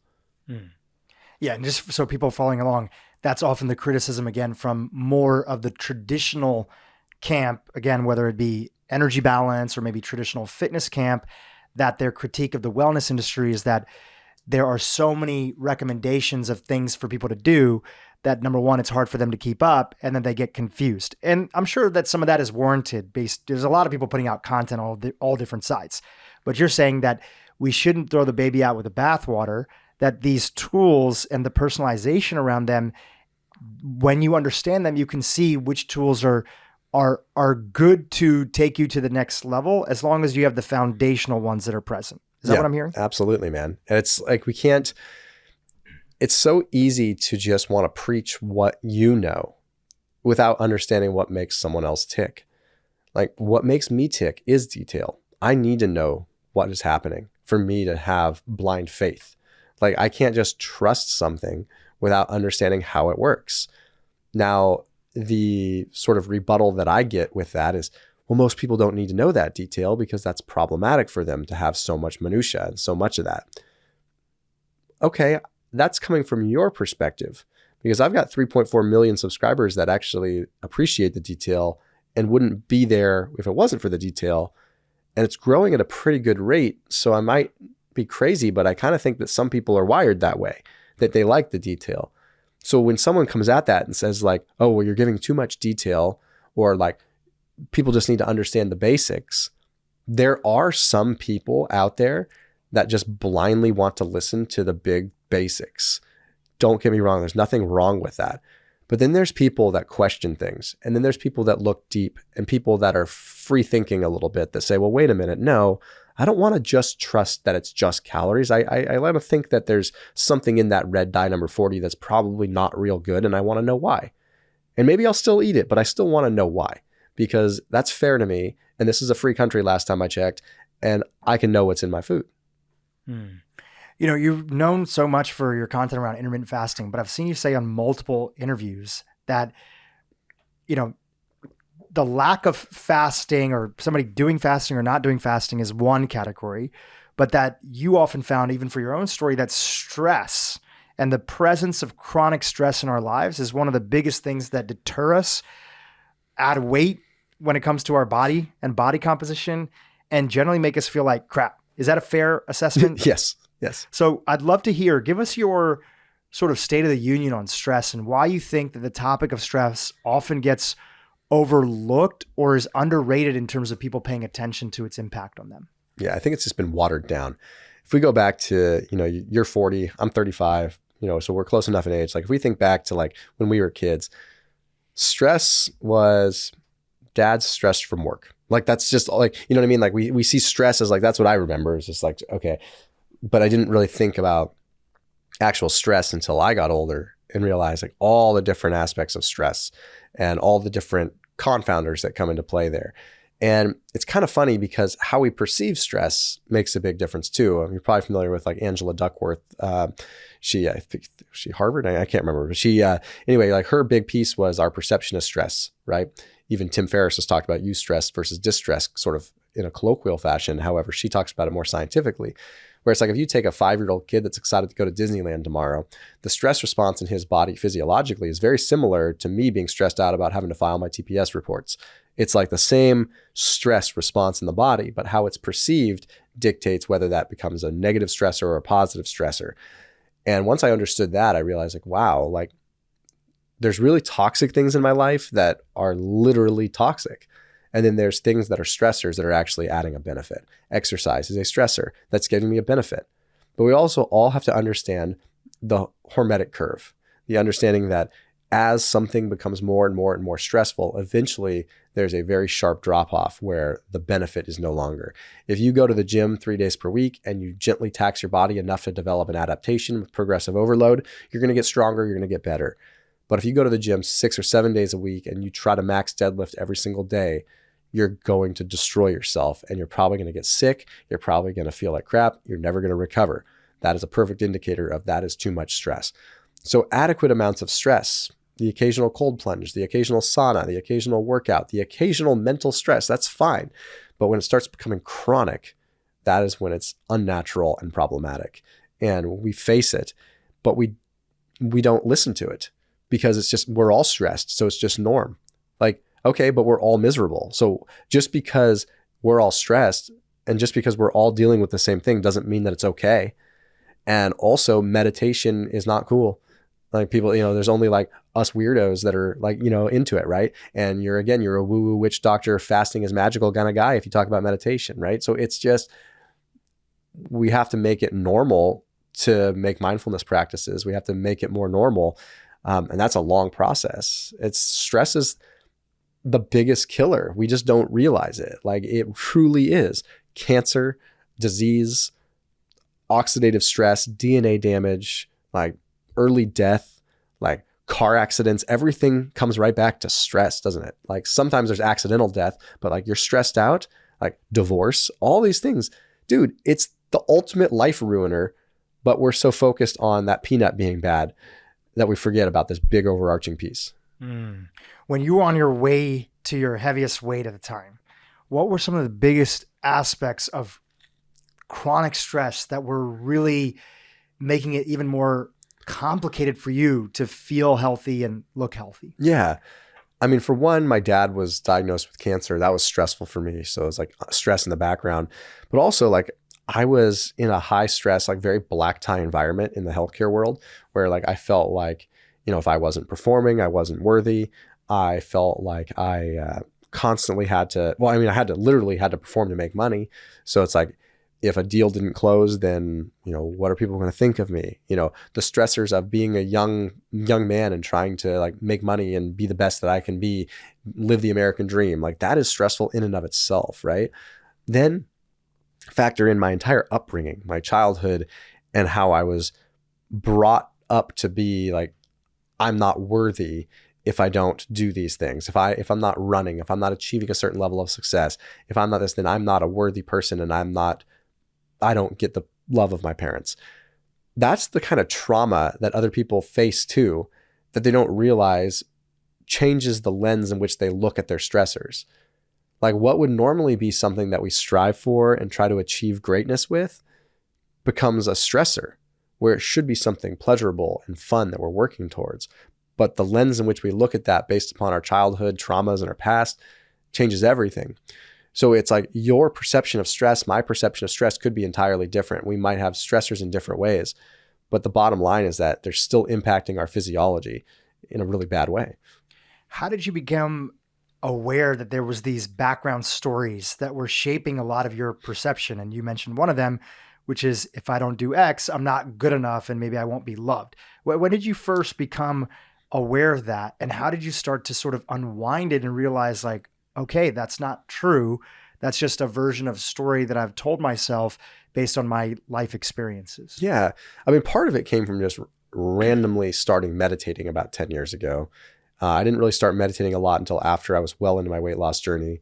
And that a lot of it came to me with that. It came to like really being like, I had this like visualization practice that maybe it's right or wrong. I don't know. But I always feel like, have you ever thought how weird it is? How just weird the past is? That like when we think about it, our brain is just like memory in a computer. Like the past literally doesn't exist. It's literally what we have just the projection in our brain. And like it's sometimes I trip myself out when I think about that because I'm just like, it literally doesn't exist. Like it's literally the past is what we interpret it, what is fragmented in our brain as an electrical signal that is memory. It is so flippin' weird. And I could get lost in that forever. And when I kind of thought that and I realized that, I'm like, it doesn't even exist. All that matters right now. It's like Rafiki in The Lion King when he like hits Simba with a stick and he's like, ow, why'd you do that? He goes, doesn't matter. It's in the past. I don't know if you remember that line. Yeah, and it's, I love that movie growing up. And that is such a powerful thing because it's like, it doesn't like, it's just all that matters is what's right here, right now. So I started realizing that, well, the past doesn't matter and I can move forward. But then I had kids. And then it all changed because then I realized that like in an effort to not generationally parent, not treat my children like I was treated growing up, I needed to reflect and I needed to understand. So thus began, a long journey of therapy and understanding like what makes me tick. And it's been a lot of unpacking over the years to understand like, okay, my childhood wasn't normal. I'm not going to be a victim, but I'm going to understand that this is my operating system.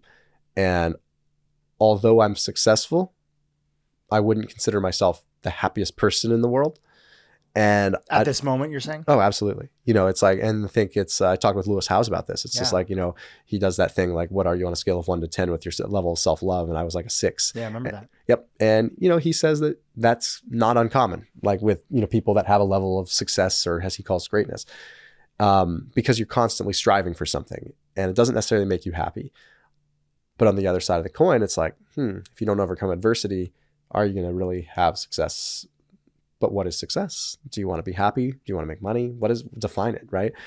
But I realized that like there was a lot of pain in my childhood and been a lonely life as a result of that. And I don't want my kids to have to go through that. Like I probably, despite all the healthy things that I do now on the outside, I hope that I didn't take a lot of years off my life with how stressed I was and how much I've spent in turmoil as a result of having a stressful childhood and how I look at the world in such a stressful way. I don't want my kids to do that. I want my kids to live a long life where they're happy, and I want them to do what makes them happy. And that's not to say that I don't love what I do. Like, I love what I do. I don't think there's another job I would rather have, but it's that constant need for more and more and more, and success and just chasing, right? And that's just been programmed into you. So understanding that was very, very important for me to make sure that I don't generationally parent my kids. So it's been a long, hard look at myself over the last 4 or 5 years.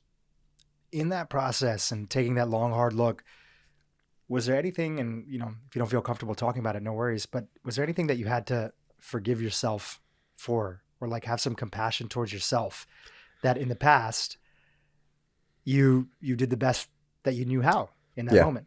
Yeah. I'd say I was pretty addicted to benzodiazepines, to Valium and to Xanax, when I was especially overweight. And I held myself to that for a lot of my life. It was really difficult for me because I grew up thinking that if you're addicted to something, you're a total piece of crap, but it was talk about anxiety. That was my way. That was a coping thing for me. It was just it started as a normal prescription, turned into exceeding my prescription and then finding other ways to get it from other people, to needing it to function. I was never this junkie that was you don't usually find that with benzos. You don't find people are literally junkies for benzos, but they're just becomes a normal part of life where it's just oh shoot, I feel a little anxious, pop a milligram. It's just, so it was popping multiple milligrams per day just to get through the work day. And I'm but I beat myself up over that for so long, to the point where I'm realizing nowadays I look back at that and I did have to forgive myself. I'm you were a kid, man. You were a kid. You were in your early 20s. Cut yourself some slack. You didn't have a normal upbringing. You were thrown into the world. But where I've always struggled is I don't want to feel like a victim to myself. So I don't want to be oh, well, you had a tough life, so it gives you a license to do that.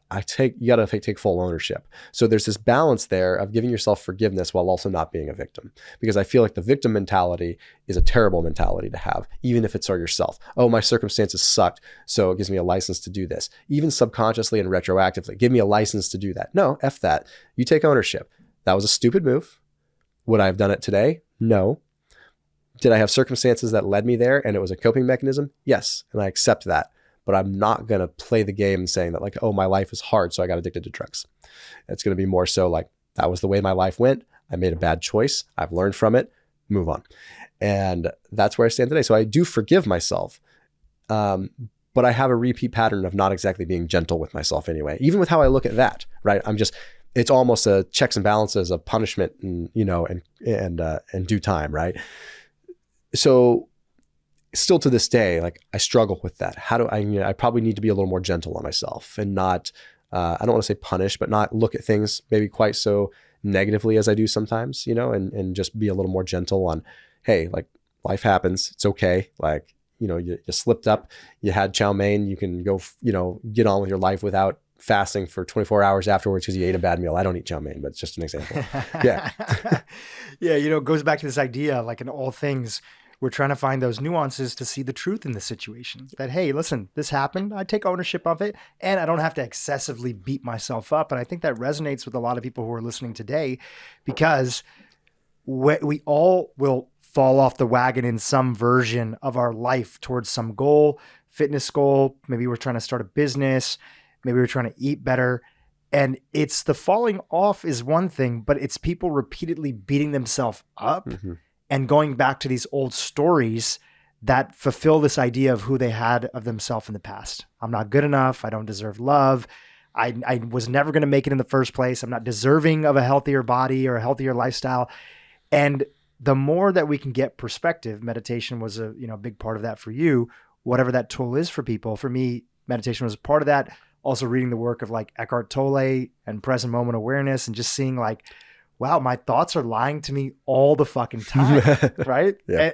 And they're like popcorn, just because you think a thought doesn't mean that that's you.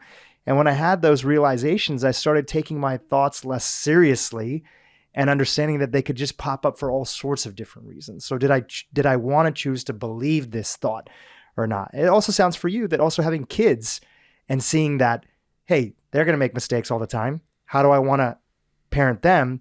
And I've seen a lot of people as they've become adults and had kids. I don't have kids yet, but I look forward to this experience, that they are reparenting themselves in that process. Just the same way that they would want to show up as a parent for their, daughter or their son. They're like, oh, wow, like this is how I talk to a kid about what's right and wrong. This is how I talk to a kid about messing up and doing better. It's a gentle, firm, supportive voice. And we learn how to start to talk to ourselves in that same way. Seems like that's been a little bit of a journey for you as well. Yeah, dude, it's massive ownership. It's massive ownership. And, the old saying is like, if you, basically your story will control you if you don't control your story, and it's like, you need to take ownership. Like, I need to take ownership of all my screw ups, but that doesn't mean that I'm beating myself up over it. It just means that like, that is that. And just because I view that a certain way today, and it might deflect my thoughts and my mood a certain way, doesn't mean that that's the way it's going to be forever.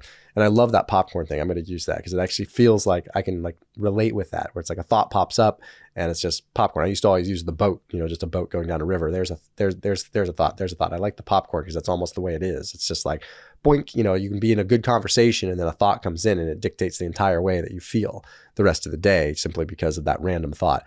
And then having understanding of like a little embryonic understanding of neurochemistry and biochemistry in general, understanding how the brain works, just makes it all the more peaceful, because I'm just like, this is just an electrical system that's sometimes, I don't want to say it's out of my control, but it's like, sometimes you're going to have neurotransmissions and things that make you feel a certain way. And you realize like actually what's going on in the brain. And like, I can sit there and think about that in meditation and be like, you know what? It's all good. Like that thought is just something transmitting down its little neural pathway and doesn't define me as a person. So true. And I want to conclude on this last point. You've talked in a lot of videos and content of yours, which is how much our environment and even the people who we've spent time with plays a role. And obviously you were in a high stress environment when you were progressing towards your heaviest weight. And that meant certain food choices. That meant hanging out with certain types of people, with certain types of behavior.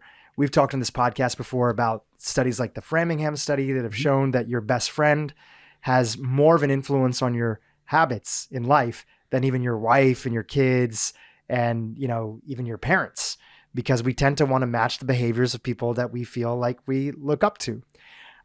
What are some things that you would give as advice when people are starting to look at their environment and understanding that sometimes it's actually hard to make certain decisions because they are literally around people, circumstances, and situations that just reinforce bad behavior? How do we begin to break out of that? Yeah. I mean, one of the first things that I had to do, like I was always stuck in this box where I felt like I couldn't break out of it because I was fabricating this sense of guilt that my wife and my kids would have. And this was even recent, where if I took time for myself, then I was guilty. I was feeling guilty because I fabricated this box where if I am not home or I'm not spending this time with my wife and kids, then they're going to think a certain way of me.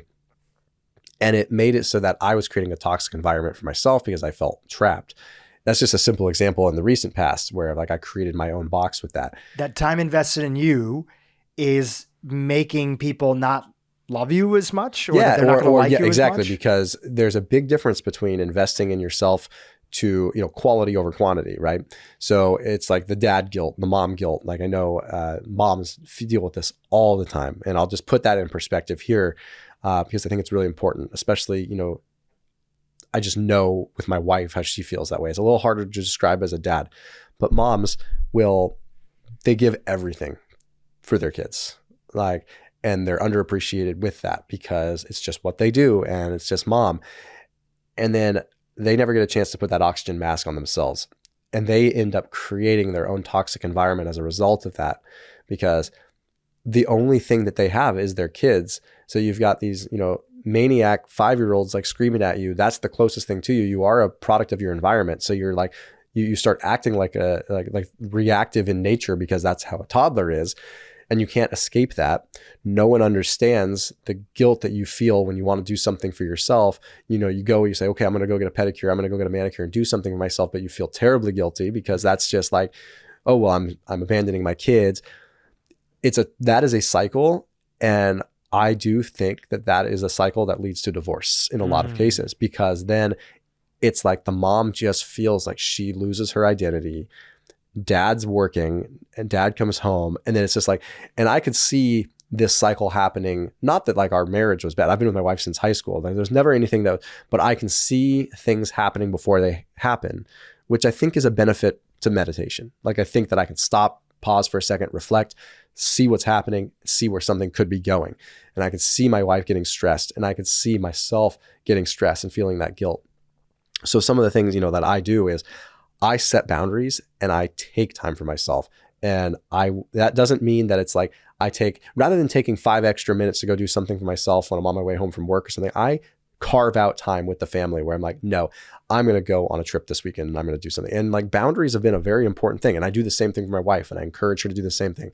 Last year, I shipped her to Hawaii for 5 days. She was stressed, and I was just like, bada boom, here's a ticket. Where am I going? You're going to Hawaii by myself? Yes.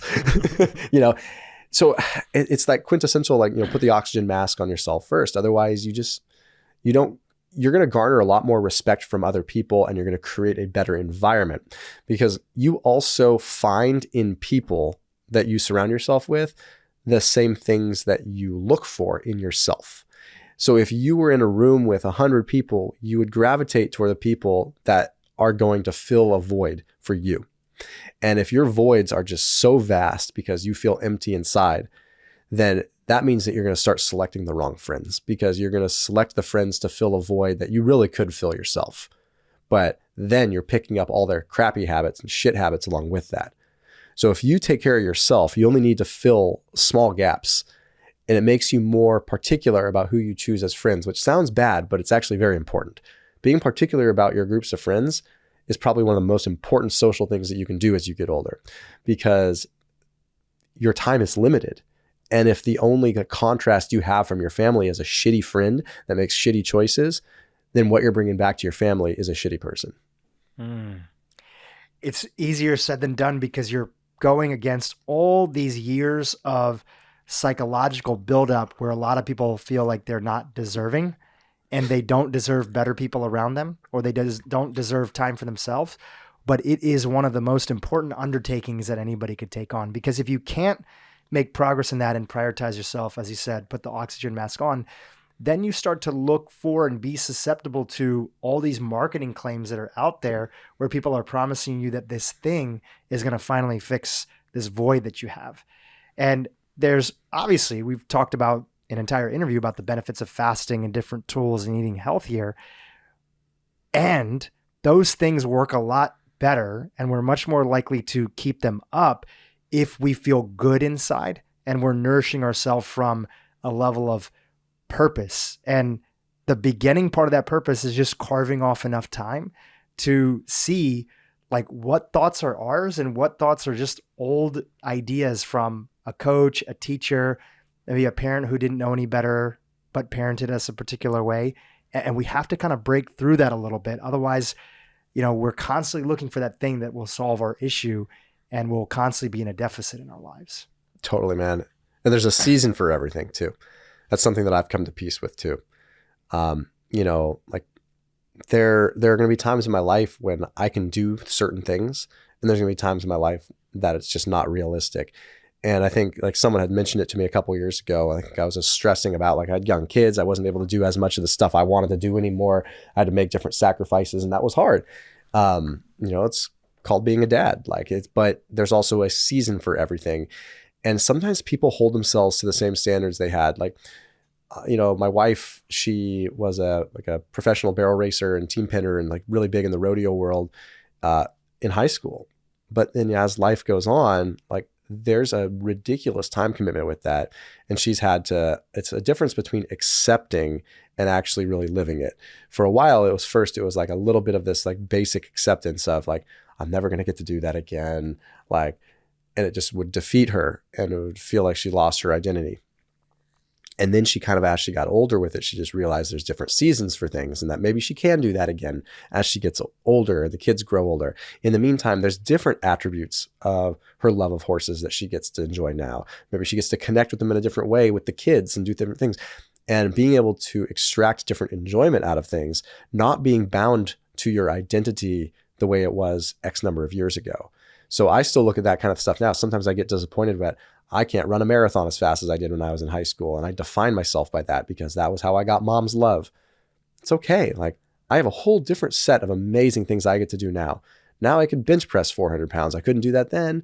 Maybe I be happy about that, right? It's just, there's a season for things, and be okay to change. It's the ability to survive is not about resilience. It's about the openness to change. I think Charles Darwin said something very similar to that. That's a great reminder. Yeah. Thomas, this has been fantastic. Is there a interview that you have done recently, something that you feel is a great next step for people that are watching today on YouTube or listening on audio? Some work that you put out there that is a nice next step after this conversation here, if they want to follow along with your work? Yeah, I think actually I have a video releasing tomorrow at the time of filming today. That's what I did with Peter Attia, which is really great. And the video is specifically on 5 things that Peter Attia has changed his mind on in the last 5 years. Peter Attia is a very esteemed longevity expert and tremendous MD.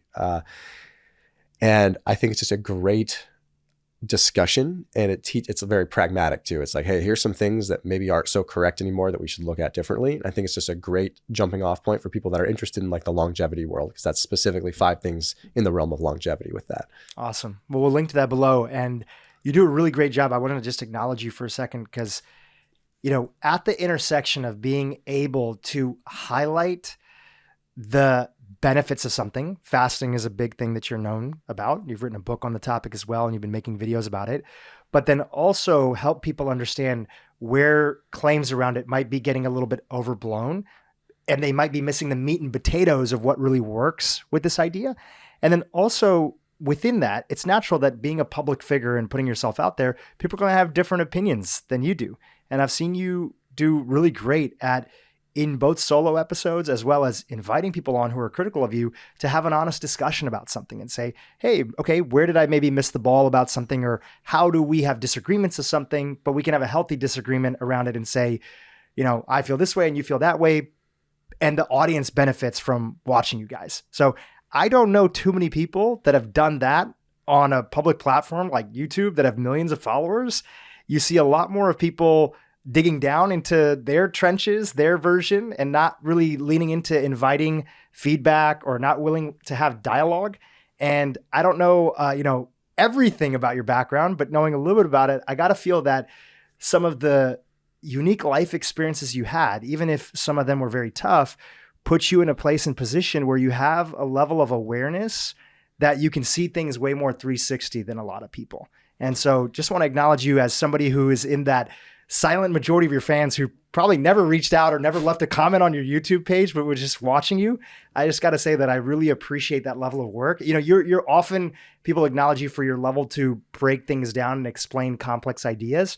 But I'd say it goes even a step further that you have awareness of even how your ideas exist within the context of what everybody is talking about. And that is a huge feat. And I just want to say thank you for your work that you do on that topic. That means much more than you might think. Thank you.